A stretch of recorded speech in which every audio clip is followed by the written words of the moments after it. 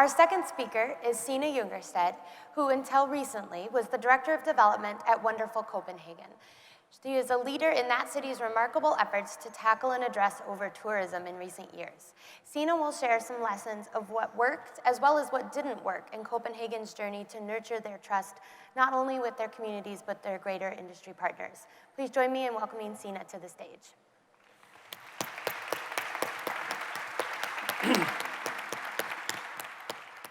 Hi, everyone. It's such a pleasure to be here today. And I'm really thrilled to be talking to you today about trust in the context of the eras of localhood and over-tourism.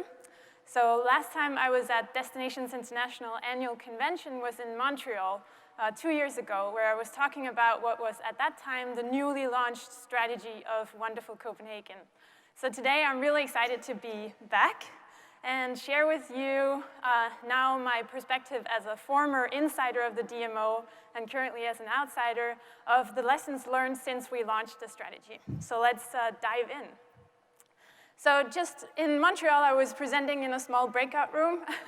So not assuming that all of you could fit into that room, I'm just going to give you sort of a brief intro to the strategy that we launched in Copenhagen in early 2017. So when we came out with the strategy, we declared the end of tourism as we know it. And of course, being the official tourism organization, that gets quite a lot of attention. And then we welcomed what we call localhood for everyone, a new era of how we approach tourism. So the reason why we came out with this very sort of loud statement declaring the end of tourism was because we needed to make it clear that things are not changing, they have changed. And that needs to be reflected in how we work and approach tourism. Now, one of the things that have changed, of course, are the travelers themselves. So what we needed to do and what we wanted to do was to mark that shift. We didn't want to approach tourists as a special kind. There's this tendency to view tourists and travelers as if they're a unique species, as if once we go abroad, we completely change personality and we all become the same. But in fact, tourists are just like humans. We're all in any kinds. We have all and any kinds of interests. And what's interesting is that no one actually wants to be a tourist anymore. You know, everyone wants that untouristy version of somewhere. Everyone wants that super credit of being the explorer, the traveler that seeks off the beaten track. So in that sense, what is then the role of the official tourist organization? If everyone wants the untouristy version, what is the DMO's job? So in our strategy, what we did was we said we need to move away from being the marketing organization to being the management organization. And that also means enabling others to share the destination and to market it with us. Now, another thing that we launched in the strategy back then was the concept of people-based growth, putting the locals in perspective, saying we need them to support continued tourism growth, and we need to measure value beyond bed nights. So this was actually like 2 years' work in one slide. And so we launched it early 2017, and since then, you know, we hit the ground running, and we've been sprinting ever since to keep up with all the things happening. So today, as I said, I'm here to share with you the lessons learned over the past 2.5 years. And I'm going to do that in 4 overall lessons. 1 I call moving words, destination heroes, not a simple numbers game, and finally, it takes a village. So let's dive in. First one, moving words. Now, in early 2017, 2 new words were introduced to the conversation and the discussion of tourism in Denmark. The first one, of course, being localhood. So this was the word that we introduced ourselves in Wonderful Copenhagen. It's a word that we invented, none of us native speakers, but it made sense to us. And it's a word that if you read through the strategy document, you will not find the definition in there. And that's on purpose, of course, because it's a definition that you need to invent yourself. You need to define localhood yourself. Localhood is that special something something. You know, it's what makes Copenhagen somewhere and not just anywhere. And that's also why it has to be individually defined by the people experiencing it. And then, of course, the other word is over-tourism. So over-tourism, I think it was coined in 2016 by Skift, but it really became part of the conversation in Copenhagen over the summer of 2017. And because the 2 words sort of came up in the tourism vocabulary around the same time, the 2 were actually also very much associated. So in a lot of media, localhood was sort of coined as the solution to over-tourism, a problem we didn't realize we had yet at that time. And the two words actually do share some commonalities. So one commonality is that they actually both sort of became movements in themselves. We were very proud to see that localhood went global. So we were invited to talk about localhood from Melbourne to Montreal and all around Europe. And this made us really happy to see that there is something here. We're resonating across a lot of different destinations. The same goes for over-tourism. It also became a movement, a very different kind of movement, but it's something that we've all been talking about. Now, as it goes with movements, they also become very generalized and sometimes oversimplified, and that happened to both of these words. So localhood, for example, has been criticized for being primarily a consumer-driven demand. So it's about the local, authentic experience for travelers, when in fact it wasn't just localhood, remember? It was localhood for everyone. So what localhood is really about is the balance between being visitable and being livable. Same goes for over-tourism. You know, it's a very intuitive word. That's what makes it such a strong word. It makes intuitive sense. It's about something that's too much in a small place. That also means that we're sometimes oversimplifying the solution. If the problem is over-tourism, the solution must be under-tourism, like Mark was also talking about. It's like overeating, eat less. Overheating, cool down. But in fact, it's a much more complex problem than that. It's about the unsustainable impact of tourism on local lives, on infrastructure, and on the natural habitats of different destinations. Now, in fact, final commonality between the two words is that they're both hyper-local.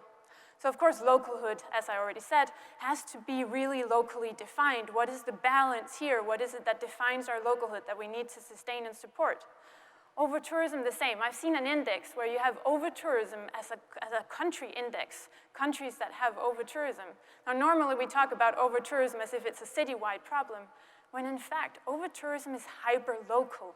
Over-tourism is on a certain street, on this specific corner, on this bike lane or parking lot, or on this mountain. So you have to address the issue as such. But this also means that over-tourism can actually happen anywhere. It's not just the big capitals. It can be anywhere.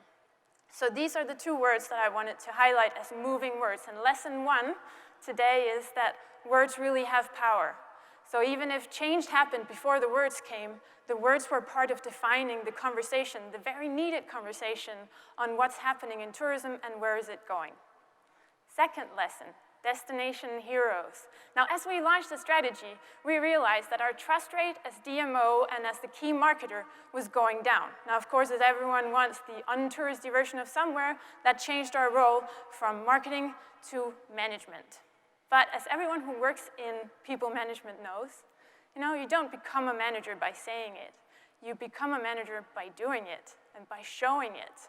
But now we were becoming a manager in a landscape of multiple destination heroes, and we didn't necessarily have the mandate to be their manager.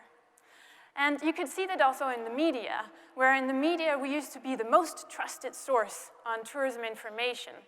But now a completely new source was getting much more attention than us, and these were the locals, of course. And the locals, they don't live in a destination. They live in a city. And so they were not looking at the DMO as if it had super relevance to how their city should develop, and they were not looking at us with trust or authority. In fact, lesson two, we were no longer the destination hero, we were increasingly becoming the destination villain. And that leads me to the third lesson. It's not a simple numbers game. Before, we could define our success through big numbers. So that was our superpower as a DMO. We came out and we said, we've been growing this year and it's amazing. We have more tourists coming and it's our success as a destination. But now today, when we launch big numbers, those numbers are followed up with distrust and worry if we can actually manage to balance that against the city. And so what you see is that, of course, in the strategy, we came out and we said, no, we need to measure a value beyond bed nights, but this is a very, very difficult measure to come out with. So we've tried lots of different things, but it's a really difficult number to identify in a simple and communicative way and in a relatable way. But what is relatable are stories of over-tourism. Because stories of over-tourism are personal. They're about individual encounters with tourism. They're about locals being sad that tourists are peeing in their flower beds. They're about very, very personal accounts. Now, of course, as a DMO, our reaction was, let's produce other numbers, new numbers that will inform this debate and show that we don't actually have a big issue here. Now, just to give you an example of how that is not really the simple way of doing it, because numbers, this one number illusion doesn't actually work. And so we launched a new research project. We call it 10x Copenhagen, and we did a lot of research on locals' experience and sentiment towards tourism. I'm going to show you why there is no simple number. And this is, I often get this question, so what do Copenhageners actually think of tourism? And I'll show you here why there is no simple answer. So this is a locals love or love not tourism. In Copenhagen, we have 73% of the locals that believe tourism positively impacts local economy. That's good. But we also have 16% that feels tourism negatively impacts their local quality of life. And even more importantly, we have 52% that are neutral. That's actually a really bad number. Neutral, that means tourism has no relevance whatsoever for their local lives. We have 81% that support continued efforts to ensure tourism growth. That's good. That's a number we like as a DMO. But we have 38% that think their neighborhood has room for more. Only 38%. We have 67% that experience no tourism-related problems, but we have 15% in the city center that experience problems all year on. And we have 41% of those problems relating to crowdedness. Now, this is obviously not a good number, but it's well below the European benchmark number. But we have 63% that relate to traffic of these tourism-related issues, and this is well above the European benchmark number. Oh, sorry, finally, we have locals in Copenhagen. We actually give kudos to visitors that come and experience Copenhagen the Copenhagen way. And the real Copenhagen way is to go by bike. But if you meet a local on the bike lane, they will be extremely aggressive. Mark was telling me about this earlier, because we're in transportation mode. We're not in experience mode, and the bike lane is our highway. And finally, if you ask locals, what's the most desired visitor behavior? It's take care of environment and spread out.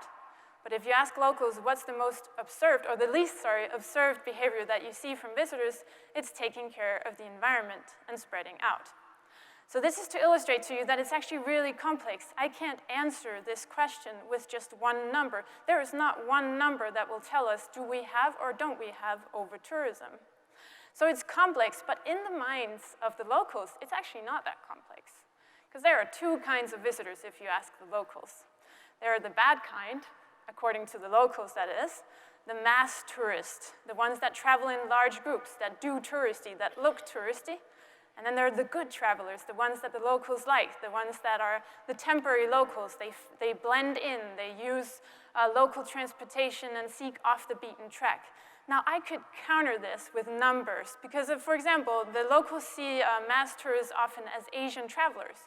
But I could counter this with the numbers of Asian travelers to Copenhagen that are actually not that high. And also, our research shows that the Asian travelers, it's like 50% of them are traveling by group, but the other half are traveling individually. But that's not the point. Lesson 3, it's not a simple numbers game. This is not about winning the argument. This is about winning the people. And now to the final lesson, it takes a village. Because it's easy, whenever there's a problem, and I'm sure as there are a lot of DMOs here today, you all know this, whenever there's a problem, point to the DMO. And then we have to take responsibility for it. But in fact, the DMO will not solve this issue on itself, and that's also part of the 10x Copenhagen project that we launched. So we were doing research to inform the debate, but we were actually also involving multiple stakeholders and city stewards to really engage in that debate. And one of the points here is that we need to make tourism a prioritized agenda. And we need to make tourism not the fun cousin that you invite if you have an extra seat, but in fact, the one that you always invite because it's an important and qualified discussion. But to achieve this, we also need to take a look at ourselves and accept as DMOs that the world doesn't actually revolve around tourism, I'm sorry to say. So we do like to think that tourism is the centerpiece of every discussion. But to actually achieve this, we need to understand that tourism is not a goal in itself. Tourism is a means, it's a powerful means to build better communities across several agendas. And that's to my final point today is, I have to admit, I believe that we got it wrong with the locals. We got it wrong because we were asking what they thought of what we were doing. But in fact, ask not what the locals can do for tourism, but what tourism can do for locals. You have to turn it around, and you have to make tourism relevant again. You have to make tourism... I thought that would get rid. We have to make tourism something that locals don't just accept, but see as an important tool to create a better city for themselves and a better community. So that's all of my points today. Thank you so much for the time to listen.